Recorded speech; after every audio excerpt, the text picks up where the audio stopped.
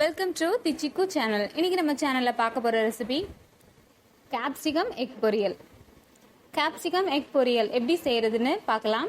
வீடியோக்குள்ளே போகிறதுக்கு முன்னாடி நீங்கள் இன்னும் நம்ம சேனலை சப்ஸ்கிரைப் பண்ணலைன்னா ப்ளீஸ் சப்ஸ்கிரைப் பண்ணுங்கள். அண்ட் பக்கத்தில் இருக்க பெல் ஐக்கானை கிளிக் பண்ணிக்கோங்க. அப்படியே ஆல் பட்டனை தட்டிடுங்க.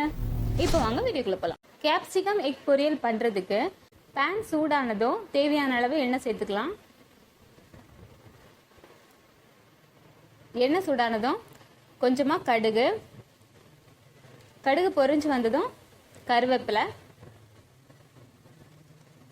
சேர்த்துட்டு ஒரு பெரிய வெங்காயம் எடுத்திருக்கேன். ஒரு பெரிய வெங்காயத்தை குட்டி குட்டியாக நறுக்கி ஆட் பண்ணிக்கோங்க. வெங்காயம் சேர்த்துட்டு நல்லா வதக்கிக்கலாம்.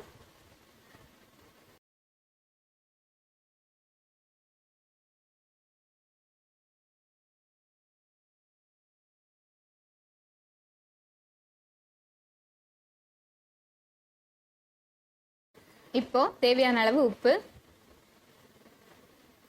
சேர்த்துட்டு 1 டேபிள் ஸ்பூன் இஞ்சி பூண்டு விழுது சேர்த்துக்கலாம்.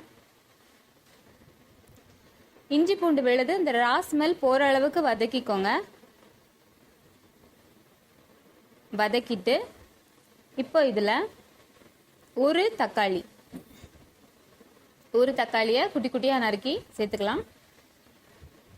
இப்போ இதுல நான் கேப்சிகம் ஆட் பண்ணிக்கிறேன். கேப்சிகம் வந்து நான் ஸ்மால் சைஸ் எடுத்திருக்கேன். உங்ககிட்ட எந்த அளவு இருக்கோ நீங்கள் அதை ஆட் பண்ணிக்கலாம், ப்ராப்ளம் இல்லை.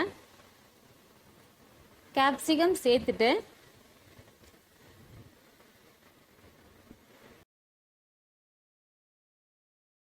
இதில் 1 டீஸ்பூன் கரம் மசாலா சேர்த்துக்கிறேன்.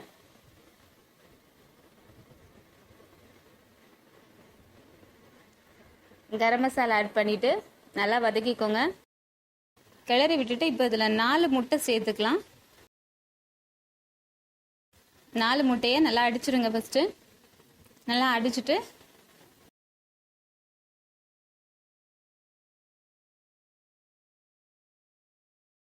இதில் ஊற்றிடலாம். ஊற்றி நல்லா கிளறுங்க.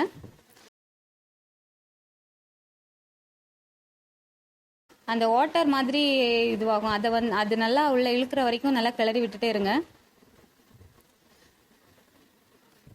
ட்ரை ஆகிற மாதிரி இந்த கன்சிஸ்டன்சியில் வர அளவுக்கு கிளறுங்க.